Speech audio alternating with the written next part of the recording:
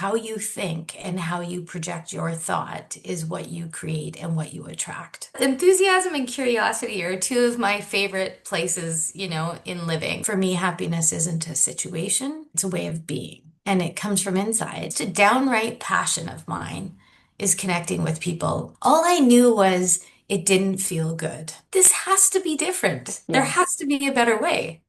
Hello and welcome to the Success Differently podcast. My name is Michelle Sorgaroli and I'm your host today, and we're being joined by a very special guest, Lisa Labree. Now, Lisa, over the course of her career, there's a couple of things that really stand out about Lisa. First, she is a very passionate business growth specialist, but she also focuses on people development. She has over the course of her career, in keeping with her professional development herself, she's also a certified coach and has a master certification in NLP. Lisa has worked at several of Canada's large institutions, financial institutions, including Scotiabank, National Bank, and is currently Director of Canadian Division Sales with Manulife Wealth. She is a person who is committed to raising the standards, whether it be in finance or anywhere else, and she's a tireless advocate for meaningful cultural change. In her spare time, Lisa loves to travel. There's lots of adventures in her past. She is also a very, very regular at curating memorable experiences with her lovely daughter. And I would say that no matter what Lisa does, she always brings a joyful, playful enthusiasm to everything that she is involved in. So I'm so excited to have you here, Lisa. Thank you so much for joining us. Wow. Thank you, Michelle. I don't think I've had a better introduction in my life. Aw. Well, That there's was that lovely. smile, always there. Thank you for bringing it Yeah. with you today. Lisa, just before we got started, we were talking a little bit about your 25-year journey in financial services, and would love to hear a little bit about how did that get started? Like, where did that come from in your story? That's a really great question, and it's one that I really appreciate. So, thank you for asking. I started as a young mom, single mom actually, in a small community in British Columbia, up the Sunshine Coast. And I was in marketing. So I actually was marketing financial advisors. I built this little business so that I could work from home. And from there, I met a number of financial advisors that needed marketing. So I contracted with them through my business. And during the time of that, I was able to achieve getting my insurance license and started writing insurance business from small to large tax and estate strategies Mm, with these advisors' clients.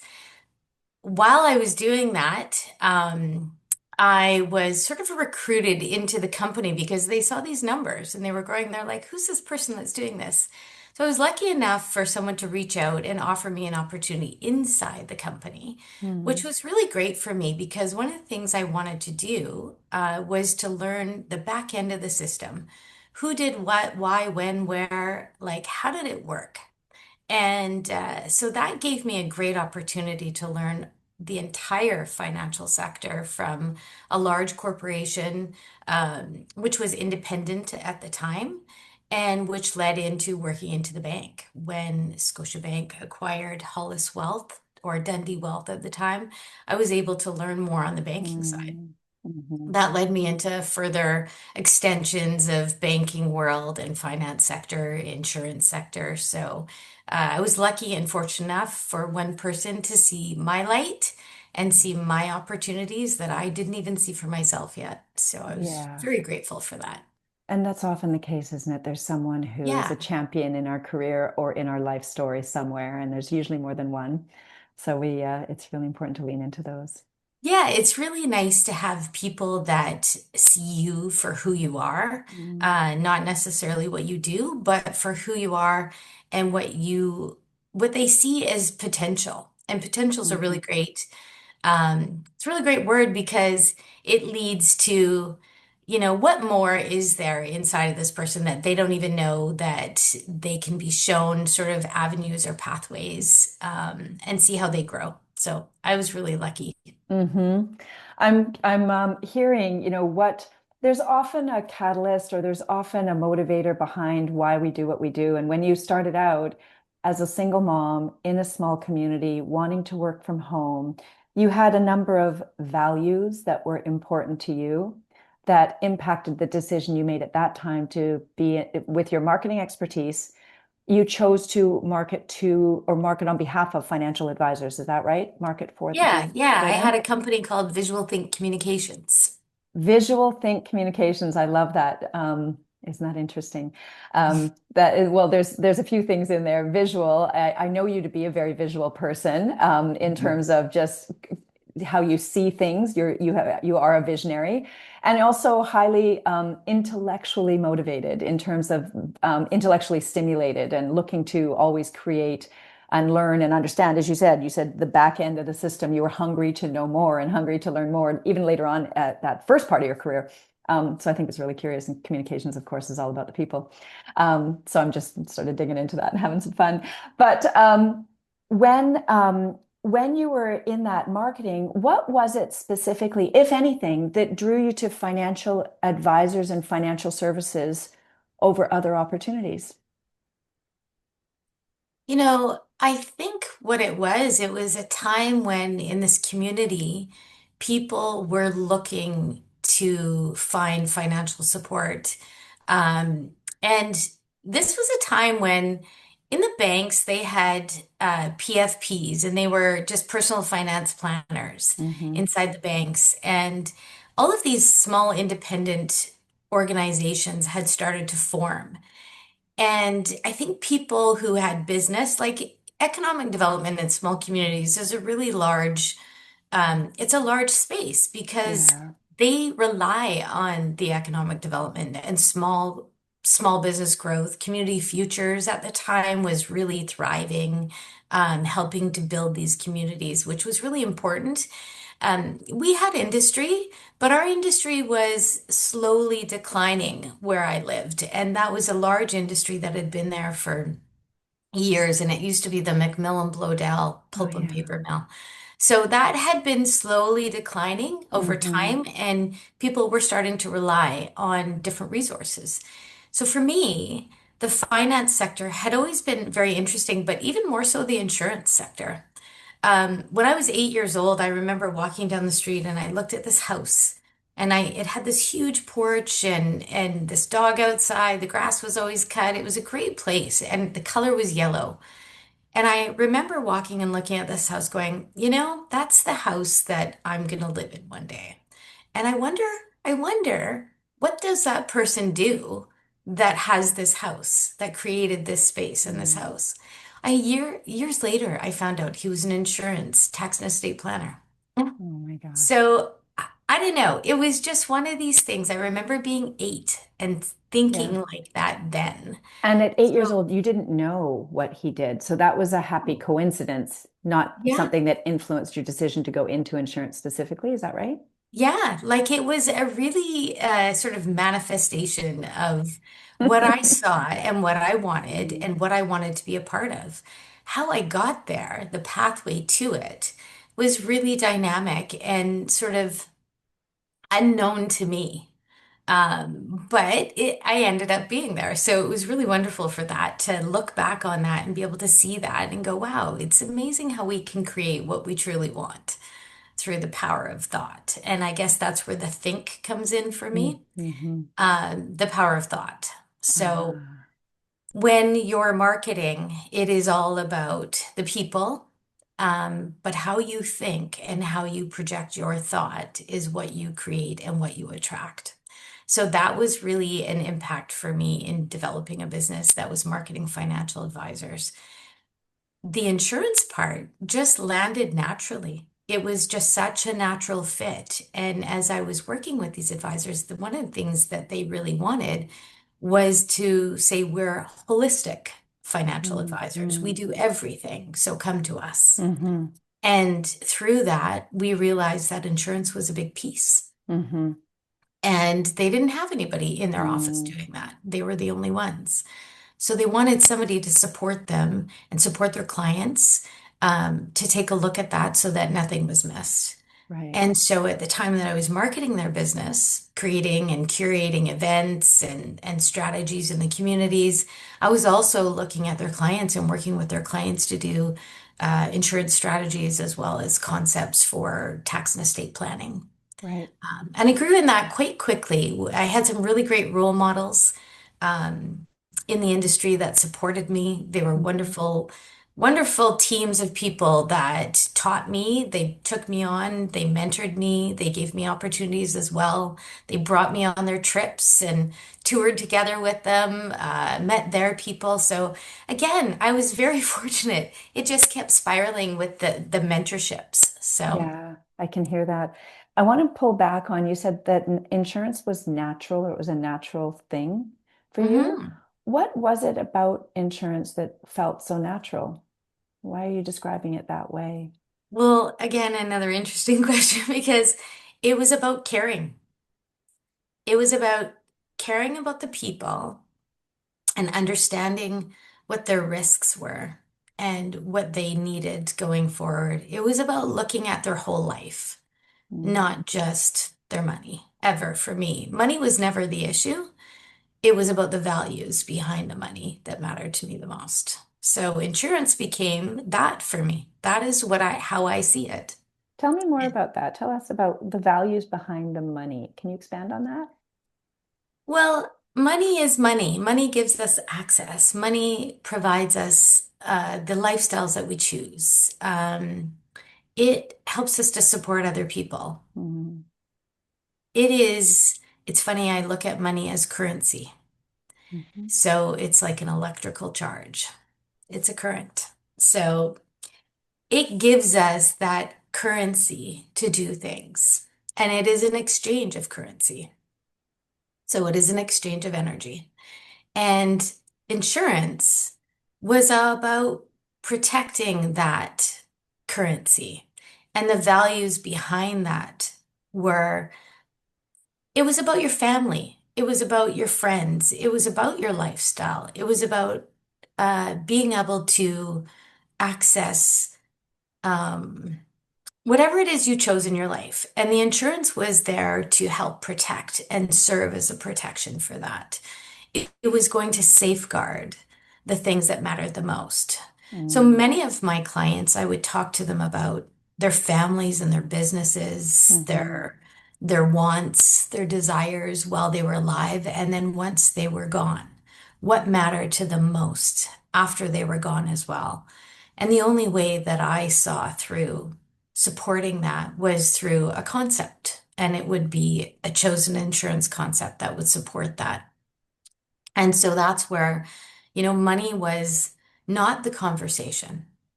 It was what did they want for their life and their family and their children and their friends and organizations that they felt passionate about that they wanted to support. None of it really was about the money. Mhm. So, Yeah, and you alluded to earlier that you were producing some attractive results in the early part of your career through the insurance. Is that right? Is that what I yes, heard? yes. Um, and I would imagine that those conversations had a big part in those results that were putting you on the radar for this larger company.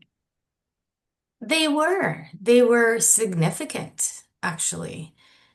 They were so significant because they were those strategies that, as I look back now, supported these families. I've seen some of those strategies actually come into play, fortunate enough, Mm. 20 years later, Mhm. as someone's passed away, and what happened to the children, and how those children were, um, it created a freedom for them, and it created an opportunity for them to grieve differently.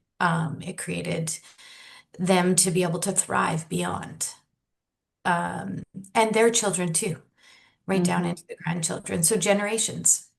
Mm. And those opportunities were large. They were working with people with large corporations, holdcos. They'd built and they'd spent their whole life building these businesses, as much as almost like another child. Mhm. So the importance to them and how that trickled down was significant. And those strategies, they supported every aspect of their life. which Yeah. was really interesting because nobody thinks of insurance like that. It's just not something that people go, I resonate with that really easily, or I understand it really easily until it's brought to light or expressed in a way that we've been talking about. Hmm. It's not often seen in that space. Just to Uh, clarify, when you're speaking of it, I know we were, it, yeah, what is the it that you're referring to here in this conversation? What is not seen? the strategies or the concepts of why. So the why. So the why we do what we do with the products that we use or the Mm. strategies that we use. You know, I've always been intrigued by actuaries and actuaries that it's a thought forward. Um, it's thought forward 20, 30 years out. Mm. It's not just There's a today and what vision. we need today. Yeah. But it's a calculation and models that we have to look at. How are people living? How long are they living? Why are they living this long? What do we do with this longevity? And what do we do with things like illnesses that are rising out of the woodwork that we've never heard of before? And why are people getting them? And how do we support that? So, Mm.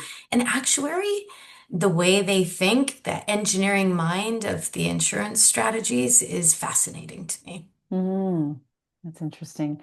Um, so because you're again looking forward and seeing how those play out over time and in a predictive situation, right? Yes. Oh, for Yeah, sure. very, very interesting. So how do you think those early years of experience, particularly focused on insurance, has informed who you are and who you have become today? Well, I guess I've had my own experiences and my own, places in my life, car accidents, things that have had a huge impact on who I am today. Not just one, but a few. Mm. And one with my daughter, where at the time I would have thought that she wasn't living during that car accident. So it had a huge impact on Wow. sort of the trauma impact for Mm. me. Um, and I know now, I didn't know then, but I do know now, how that lives inside our bodies and how that takes a toll on our brains, our Mm. health, our wellness across the board. That being the trauma, is that what you're referring to there? Yeah, Hmm. yeah. Although it was a moment in time, that Hmm. moment in time stays within my system as I Hmm. grow, Hmm. um, on a cellular level. So these are things that have started to show up, in people's lives. It's related to illnesses, it's related to thought processes, it's related to neuroplasticity, all of those things. So for me, I was fortunate enough to have some support along the way, but there was times where I didn't. And that was where having that resilience and building and really focusing on learning was really important to me to understand why I am the person that I am today. How did I get there? And Mm. my daughter as well. I'm, Hmm. supporting her in a way of teaching her how the impacts of the things that happen to us in our life stay with us, and then how do we want to utilize them and move through those. So I think, through the course of my own situations, that I've learned to develop a process, a thought process, and I reached out to different mm, people in the world of brain health, people in the Hmm. world of thought, like from a master practitioner, neurolinguistics. I wanted to understand how the brain receives information and how we spit it back out. What does the art and science of communication mean? So, what is hypnotherapy? Somebody told me about it one day, and I was like, what is that? Not hypnotism, Right. but hypnotherapy, which is quite different. And all of these curiosities, I just got more and more curious. The more I learned, the more curious I got. So I'd say enthusiasm and curiosity are two of my favorite places, in living. So, That's that um, playfulness that I referred to yeah, it earlier. is. Yeah. And it's funny, there's a picture of me while I finished my master practitioner. I went to a playground, and that's exactly what I did, was to sort of bring out the life of the youth inside Mm, of me because I felt young again. I felt open and exposed and vulnerable. And mm, maybe through the course of some of my life and having to be that resilience, that wasn't necessarily, where does resilience come from? mhm. So it was great to be able to go back and have that playfulness and have resilience in a different way. It's gorgeous. Yeah. And Yeah, it's interesting. I think playfulness and resilience are quite closely linked, actually. You're I nodding. happen to agree. I'd love for you to explore and dive into that with us.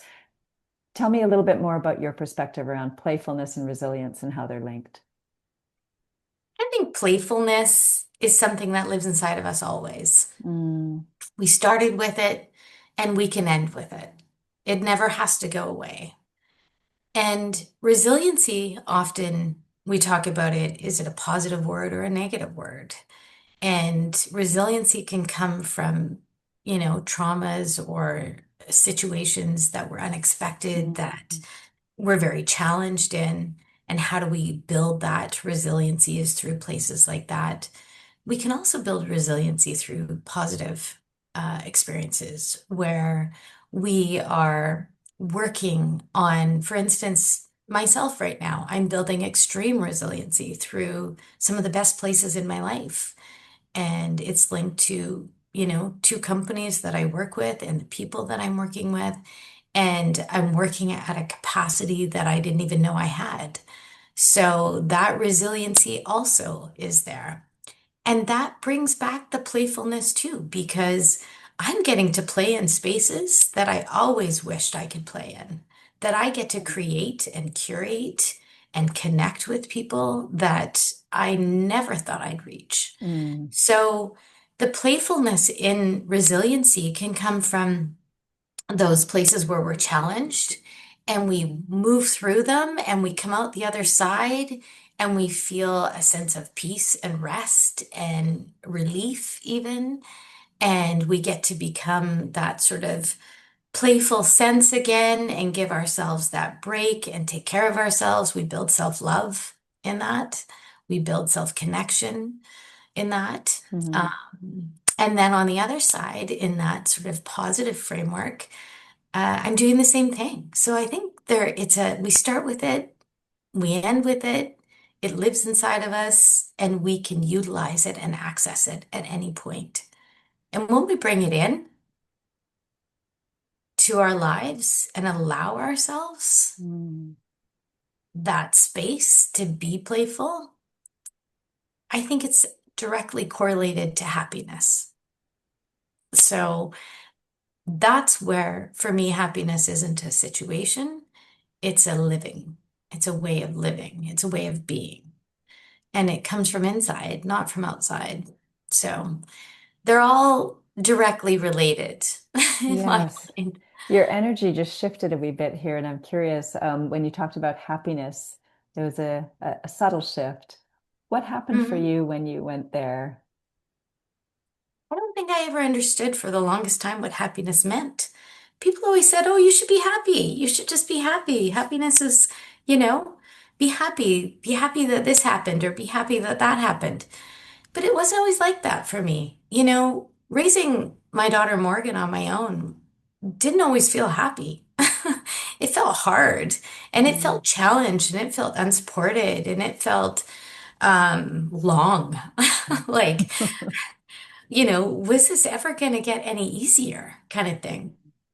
And not because of her, but because of what I was challenged with.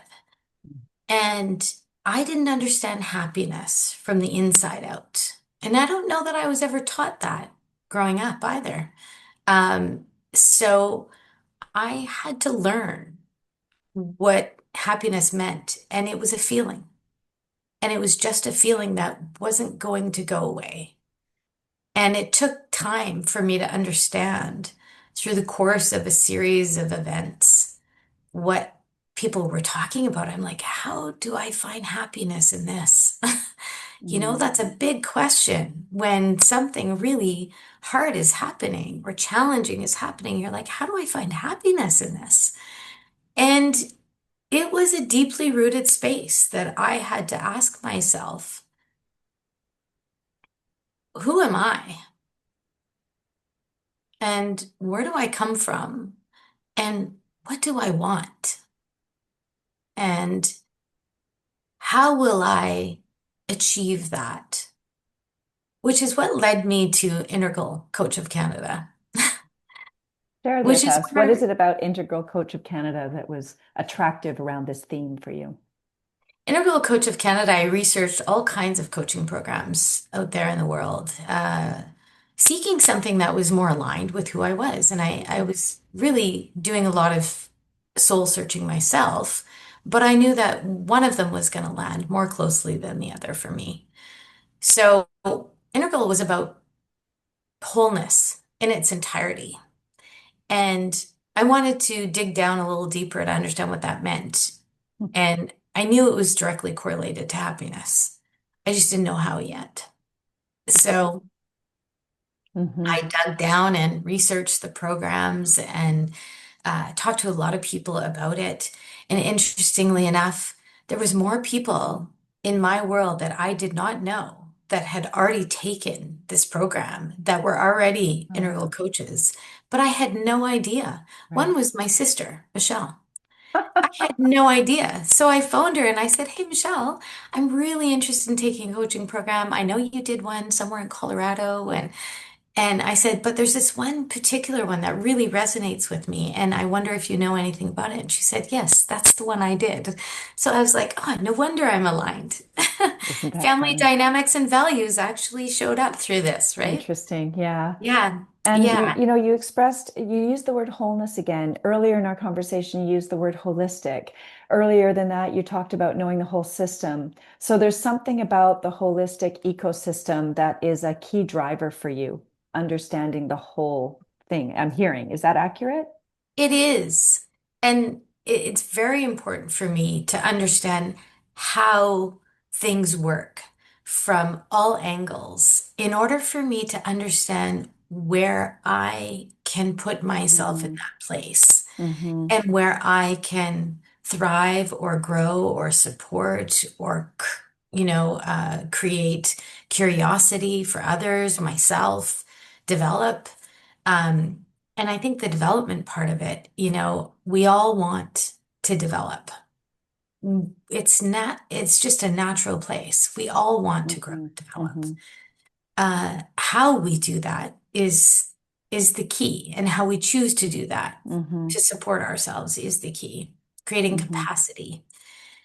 And Integral Coach of Canada, the ICC program, was all about that. It was all about you learn what's called the AQUAL theory, and there's four spaces of the I, we, and they, which takes a look at how we walk through the world, how we see the world, what lenses do we look through. And I really loved it because sometimes we don't necessarily like components of ourselves. We just don't. Mm-hmm. And we know they're there. And then there's parts of us that we really do love. So Mm-hmm. this was about taking your tool belt of everything you'd ever done and developed and taking it with you to grow and develop even more through the areas in which we don't naturally operate from. Mm-hmm. And that was important to me because I knew there were places that I didn't operate from that I wished I did, had more insight and more perception around, so that when I stood in a conversation with somebody in a room, I could come from all angles and hear them and Mm-hmm. just hear what it was that they were saying and have a different kind of an open mind and create a curiosity around it that I was able to gain insight and information. And what Um, was important about the insight and information for you as you were gaining connection, those? connection, Connection. always What does that connection. represent for you, connection? Why is that so It important? it represents um, the exchange of energy. I have that, energy cannot be created nor destroyed. And in that exchange of energy, I was building something more valuable. Again, my value system. Nobody could take that away. And I was the only one that could create that. And I had the power to make that happen and make that as beautiful as I wanted it to be. There's the So, manifesting. yep. So Yep. the themes are present. Yeah, so there's Yeah, certain it's just a passion too. It's just a downright passion of mine is connecting with people. I love stories as much as you do. It's the stories are the people. They are what make us who we are. Mm, And I think about, what will my life be like when I'm 87 years old? And who will I be connected to? And why will I be connected to these people? What will I be doing? And those things are important to me when I think forward. right. Yeah. So it's throughout, we've talked about a few things. You talked about money as a currency with a current and an exchange of energy, and there's connection there. You've talked about people throughout this conversation and the different roles that the people in our lives have, whether they be family, friends, colleagues, mentors, champions, what have you, all the different connections that happen there. As you bring forward all of this wisdom in your past, how does that impact how you do your work today? What are you bringing into your work today that you think is of greatest value and impact? I think one of the things I could say is access. Share more. When I was having a conversation with my manager yesterday, and we were talking about how I work and the difference of other people that he's worked with and why he's eager or keen to work with me. And my way is to one by one spend time and connect. And when I connect and I understand who the person is that I'm talking to or spending time with or learning about, I love the idea of creating access for people and giving them a deeper access or an access that they hadn't thought about for themselves. Whether it be through strategies or linking them to other human beings or people in the industry or people indirectly related. There's access through understanding is really powerful. Hmm. And my role when I see the opportunities or their face light up because they're like, I never thought about that. And I'm like, yeah, these are ways that might align with you. But because I've listened and because I've heard and because I understand where they're coming from, I can also have a sense and understanding of where they want to go. Hmm. And I've built a lifetime of creating access for myself. And that's part of my resiliency. And that also gives me the opportunity to share.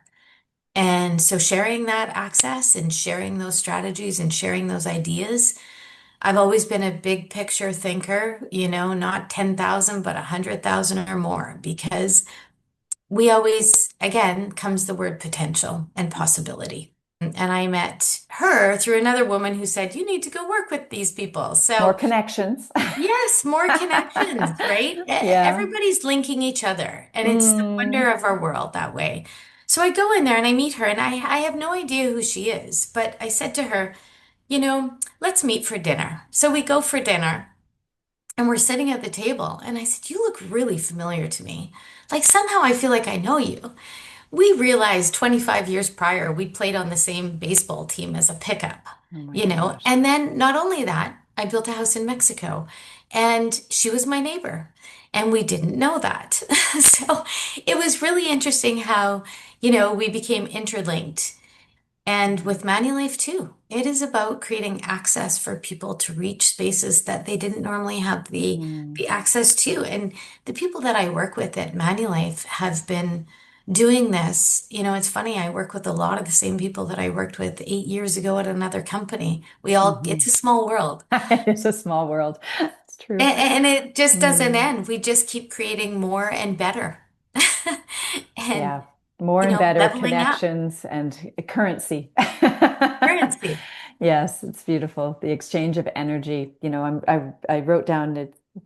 It's really about linking, in your language, linking people with people and linking people with ideas. And that's what creates the access. It's what I'm hearing as threads through this. Yes, definitely. I mean, how long have we known each other? Been a while. I want to 20 years maybe? Is it that long? Yeah, Close to and that. how we Yeah. met was through the finance sector. Oh And, yeah. the links that we have, the combined links, the similar links, and the avenues and the pathways, like I I guess I always look at it as I understand that sense of happiness and connection to myself now, which allows me that open space to link. When you don't necessarily have that sense or that feeling, you'll think more inside than you do outside. And so for me, being in this space and the development that I've sort of taken upon myself to learn, it now creates access for me to link to Right. the people that I've always wanted to develop with. Yeah, that's such a huge part um, of just our own development and moving into even accessing our greater potential and possibility. In the work that I do, as you know, in differentiation, you're touching on a key piece here, which is this push-pull. When we're trying to differentiate ourselves, we want, of course, to stand out and be different. And at the same time, that's risky because then we can be isolated or rejected or abandoned. We feel like if we're standing out and different, then we're not part of a community and belonging. And there's this piece that you just touched on, so important, where if we have a connection with ourselves and feel a strong sense of who we are, we can link to a community in a way that is more inspiring, more invigorating, more rewarding. And we can link authentically, right? And when we don't know who we are and we don't have that connection with ourselves, we're less well equipped. And this is part of what we experience, right? Is It's that really us? well said because it is that. And it's funny, I can say this now and speak this language now. It wasn't like that, and Mm, that these childhood wounds that I look back, that sense of belonging, I didn't really know. yeah. I guess I didn't feel that sense of belonging when I was Hmm. younger. Yeah. And I didn't know who I was. Even as a young mom, I struggled to understand how to be that. Hmm. And my role models were not, from an idealistic role model space. Mm, So I'm fortunate. I still have my family is living and my sisters are living and my parents are living. mm, Um, and at the same time, as I look back into my life and the things that I had to grow myself, which we all do, um, abandonment has always been a big one for me. hmm. Um, and sense of belonging. Uh, Yes. so I think part of, what we're talking about is I had to learn what belonging meant, and I had to create that for myself. Right. And Yeah. yeah, It's true, right? right? Which Yeah, because I don't think leads that's me to common. this. Yeah, yeah. And it does lead me to why connection is so important, right? So Hmm. the lack program of belonging and abandonment was so strong that I sought out that sense of belonging through connecting with human beings in a Right. way that I could grow myself. Right. Um, and In they weren't alignment. always, They weren't always great spaces. Yeah, and Like, sometimes they're not, but really highlighting when you're connecting with others when and in alignment with your value system, yeah. then what I like to say is as an individual standing out and doing your thing, if you're not clear on who you are and what your values are, it's harder to identify how you can connect with a community and link to them in a meaningful and rewarding way. So the community feels separate. So sometimes we'll launch over into the community and maybe abandon our values, or maybe we haven't spent the time to understand what's important to us and who we are and what we stand for and all that. So we end up in a community, but we don't feel genuine, or we may not feel that we can be ourselves. So we feel that the only way to play this game is to be ourselves and alone, or be in a community and be not ourselves. And Oh, yeah. the harmony is finding that how do we be an individual in a community together, as opposed to playing these two different ends of the spectrum. So you're really touching on that. And what Yeah. I want to highlight in your story, you started your story with being a single mom with some very important key drivers, being able to work from home, care for your daughter, obviously pay your bills, and be in an environment where you could capitalize on your marketing skill. So you had a whole bunch of drivers in place that were important to you that guided a lot of the early decisions that you made. And then Mhm. launching into the holistic, wholesome ecosystem, understanding the impact. And then we heard it throughout, Lisa, about family, the importance of family and protection and helping people be cared for in certain situations, and make sure that they were building on a foundation that could continue for generations. There were so many themes in there, which were your values coming out.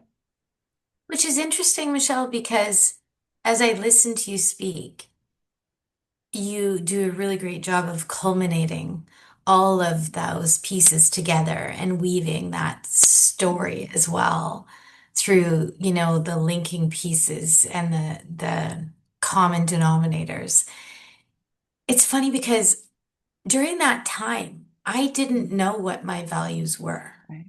I didn't understand that. Yeah. They were innate inside of me Mm-hmm. almost. Mm-hmm. Um, and so there were times where coming into the finance sector, being a woman, I did forego a Mm-hmm. lot of my values. Mm-hmm. And whether that was partially um, what I felt I had to do certain things in order to gain access to grow at a higher level, to earn more money, to Mm-hmm. be acknowledged or seen as a professional instead of, this young woman walking through the door saying, you need to do this and you need to Yeah. do that. Like Yeah. that, none of that really worked, to be honest. It rarely does. No, and I went away feeling less than Yeah. in that space. And things happened to me during that time. For Mm. instance, I got in a car accident at that time. And Mm. I realized that the things that I was really doing weren't necessarily aligned with who I was, and it didn't feel good. All I knew was it didn't feel good. Right. And Yeah. And I then think I knew that this has to be different. There yeah. has to be a better way. And that's the best question to ask, because Yeah. sometimes when it doesn't feel good, we think that that's just the way it has to be.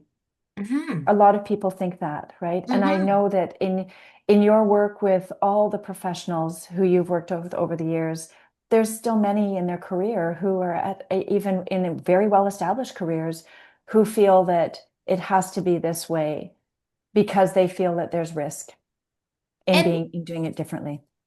yeah, and Hmm. authenticity, like you said, comes into play around that Yeah. because when we're in those spaces, we don't get to be authentic. And that's probably one of the hardest parts of living daily is Hmm. when you cannot show up and Yeah. step out of your bed as your authentic self Yeah. and you struggle. And that's where integral coaching comes in because it really Hmm. does show us how we see the world and how we Right. utilize that. And then the opportunities of how can we develop the other spaces to bring that authenticity to light. Hmm. So I guess that's another reason why it was so important for me. But Hmm. all of these things were my own practice. At the end of the day, they had to start with me, and Yeah. I had to grow myself up. And through all these different channels that I found that were in alignment or access, they were right timing, that good old saying, when you're ready to learn, the teacher arrives, that kind of thing. It's so So true. I just found that resistance also played a huge role. Oh, And oh, thank you for bringing that up. Yeah, that's a whole other conversation, right, isn't it? it is, it's a Oh big my one. goodness, it's a big one. Yes, thank you. Yeah, But what's the little nugget here around resistance that you feel is important to share? we're always in it. There's always a Mm, part of us that we dance in it. And it is the wonderful dance of resistance that the closer we become aware and connected to those spaces inside of us where we show up with our old patterns or, have these old thoughts or these yeah. thoughts about, no, I can't, or I Hmm. won't, or that won't work, or that isn't right, or, you know, the resistance, we have to step back and ask ourselves, what is that? Hmm. Really, what is that Hmm. resistance? Hmm. Where is that really coming from? Yeah, it's a great question. Yeah. And as you've been developing yourself for your entire career, your entire lifetime, I'm guessing, developing yourself, I just want to highlight that very often the things that we want for ourselves are the things that we also want for others, right? Yeah. And That's the business, caring piece. right? Yeah, Mhm. if we want it for ourselves, we want it for others. And sometimes the things we want for ourselves are masked and they show our access to that awareness is what we want for others, Hmm. And Yeah. sometimes what we want for ourselves, we haven't yet translated it into what we want for others. And so we don't necessarily design our business to express and create and manifest that kind of impact because we're not aware. You know, I love that you're saying this, and I've watched you build your business and I've followed you for years. Oh, You've always been a great mentor for me in that way of thank you. coaching and Mm, offering, and a really great thought leader um, in that space. mm, And I agree, I couldn't agree with you more. We often we often go outside first, mhm, and we try to grow or build with what we think is the mhm, right way to do it or what we think others might want or need versus what we know inside of ourselves. We mhm. forego utilizing or accessing that space first. Absolutely. And And I think that's just to add to that, when we're young in our career, I'm not sure that we have enough awareness mhm. or experience to really know ourselves well enough. And so I think early in our career, as we're trying to figure it out, a lot of experimentation and a lot of sort of, I'll try that and see, or how does that feel, or let me give that a shot. The key in all of that is to know what feels right and be attuned to that rather than discount it, which we often do, right? We discount it early in our career, very often, depending on the environment or the setting that we're in. And if we can really tune ourselves into what we're experiencing in our growth trajectory early in our career, we'll tend to get to a happier, more rewarding place more quickly.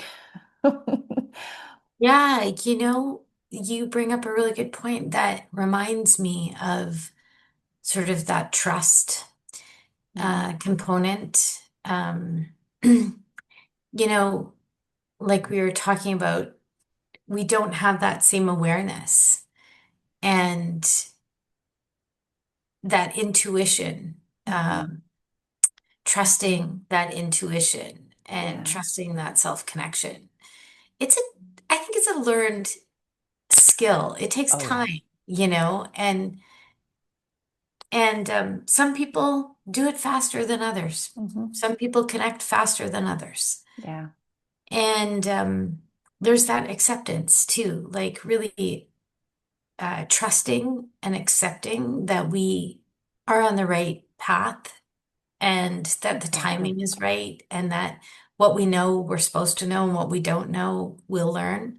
You Yeah. know, there's a big element to that in life's pathway that it's interesting. I would love to see more of this being taught in schools. Mm, You know, it would be wonderful for children to have a greater access to, again, the word access to learning some of these skill sets and absolutely. value skill sets. And Hmm. yeah, I'm, wherever we go and whatever we do, we're always teaching people Yeah. what we know because everything is about experience. I can only teach what I've experienced and what I know. I could not teach any more than that. So Exactly. we seek before and we seek after. Yeah, it's so true. Yes, we do. And you're right. I think the more we experience, the more wisdom we have to share and the more we can help others because we have been in those in similar shoes. It's never the exact same shoes, but we've been in a similar place and we have a sense.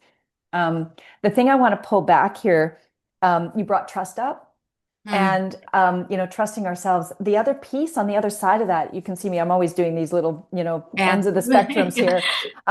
The other side of that is resistance because trust is based in future faith.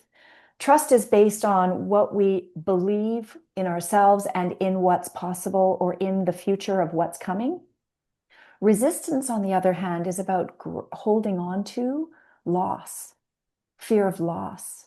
We resist moving forward Fear. because we don't want to let go of what we have, or we don't want to lose what we have because there's something fearful on the other side that we don't know what's there, and we have this idea. So, from my perspective, certainly in the work that I do, resistance and trust are really strongly in play with one another most of the time for us in our work and in our lives as Yes, we directly correlated to fear. Mhm. And Fear and it faith. just, that's the center, that's the core, Fear and right? faith. Yep. Yeah. Yep. Exactly. Yeah. And it's funny because I'll sort of touch on the integral stuff again because it's really about that. It's about not letting go or not giving like sending away all those skills that we built Mhm. that were based on fear-based skills. Yeah. You know, we built fear-based skills. Hmm. And so Yeah. we say we use metaphors in the way, and I'll tell you mine because I loved them. This girl that I was working with in the program, she said, "You're like the palace advisor, Lisa." And I'm like, oh, that's interesting. And she said, yeah, I see you standing in the forest advising all of these people and telling them which direction and which trail to go on and which this and which that. But she said, I see you doing that because you had to and you wanted Mm. people to to see you as that advisor, as that person. And when they Yeah. saw you like that, then you would have value. Ah. And I was like, oh, wow, you couldn't be more right. Mm-hmm. Because I Mm-hmm. thought when I reached a senior manager position, I would be more valuable. That wasn't the case. But needless to say, my metaphor, so we call them the current way and the new way. Mm. And my new way was the compassionate explorer. Lovely. I know. Mm. And I said, tell me more. And she said, you have such a deep level of caring and compassion for people, and you always see the best and want the best in everybody, but you don't necessarily give that to yourself. And Mm. I was like, wow. And then she said, the explorer part is your curiosity. You Mm-hmm. have such a deep sense of curiosity. But with your self-compassion and the curiosity combined, I can only imagine what your potential will look like. And this girl was brilliant. She showed me my own way. She showed Mm-hmm. me how I built Mm-hmm. over 25 years and what that really looked like on the outside to somebody else's perception based Mm-hmm. on the stories that I told her. And then she saw me, Yeah. and I just thought there's a real beauty in that. There's a Mm-hmm. real offering in Mm-hmm. that. Mm-hmm. So Being I went seen. along my travels, like Mm. you said, I love to travel. I booked a trip, a solo trip to Europe, and I did a travel. Every 2 days I was in a different place, and it really put my current metaphor and my new metaphor in Yeah. place and utilizing it every day. So it was interesting to put that to practice. Yeah. I will forever now think of you as the compassionate explorer. Thank you. It's such a beautiful image for you and who you are and how you show up. And that it's a nice frame, right? Mhm. As opposed to the advisor, the palace advisor you said earlier. Yeah. Look, It's my a nice palace frame. advisor is still a part of who I am. Hmm. She doesn't leave me. She was the tools that I had to Yeah, build, and that's where the resiliency was, the fear was, the that's right. resistance, all of those components. Yeah, And they were based on a lot of my wounds growing up, my yeah. childhood wounds of abandonment and sense of belonging. So, Hmm. I went through life creating all these things. Hmm. Um, and that's just what we do, Yep. you know? And then we get to this place of who we are, Mm. and we get to see ourselves so differently. And it's just, again, I say bad things, not bad, but things can happen to me in my life that don't necessarily feel so good. Hmm. And, but it doesn't change an internal happiness. I'm still happy even when, really hard things Hmm. happen. Hmm. I'm still happy Hmm. inside. But it took me a long time to learn what that happiness felt like. I didn't have such Yeah. a great connection to that. So, Well, it's a beautiful gift to bring forward to the people you serve now because we can only teach what we know. So yeah, apparently, you have learned the journey to happiness and you're able to support others in their yeah. desire to find it and experience it. So, absolutely amazing. Lisa, as you're thinking about your career, just winding up, as you Mm. think about your story of what we've shared today, and you think about who you were then and who you are now, if you were to speak to your younger self with a piece of wisdom or a younger person who's just getting started, what might you offer them to help them create happiness and a more rewarding profession? I think what you and I just spoke about, which is really important, is the trust Mm-hmm. factor. Mm-hmm. Um, and it's to learn about where they operate from. So when something comes up in your life and you have to make choices or decisions, it's, are you making that decision from fear or are you making that decision from love? And love means many different things. Mm-hmm. And that encompasses trust. So I, I always sort of say this to my daughter, which wolf do you want to feed? Yeah, it's a One great on this question. shoulder or the one on this shoulder? And can you imagine? The next thing I say is, can you imagine what it will feel like to go in the way of trust? Do you know what it will feel like? Can you imagine what you'll see, what you'll hear, what you'll smell? And when you can tap into or spark that neuroplasticity in the way of saying, I can connect with a feeling to what that might be, that Mm-hmm. potential, that Mm-hmm. possibility, your brain doesn't really know whether it's happening now or in the future. So it's gives you that access There you go. for manifestation and creation and to be what you want to be and be who you want to be. That is a lovely parting gift. So thank you for that. Coming right full circle back to Thank manifesting, which you. we started. That was amazing. Lisa, for those who would like to follow you and connect with you, where might they be able to find you? Well, you can find me at Manulife uh, on LinkedIn. Okay, Um, uh, my role with Manulife, as you mentioned, is regional director for sales for Western Canada. So if you'd like to access me there, you can access me there. You can also catch me at my own Lisa at lisalabree.com. great. We'll be sure to pass those on. Thank you so much for joining us and for sharing such wisdom with Thanks for everyone having me, today. Michelle. I really appreciate spending time with you. Likewise, an absolute delight. Thanks so much, Lisa. Okay, Bye for bye-bye. now.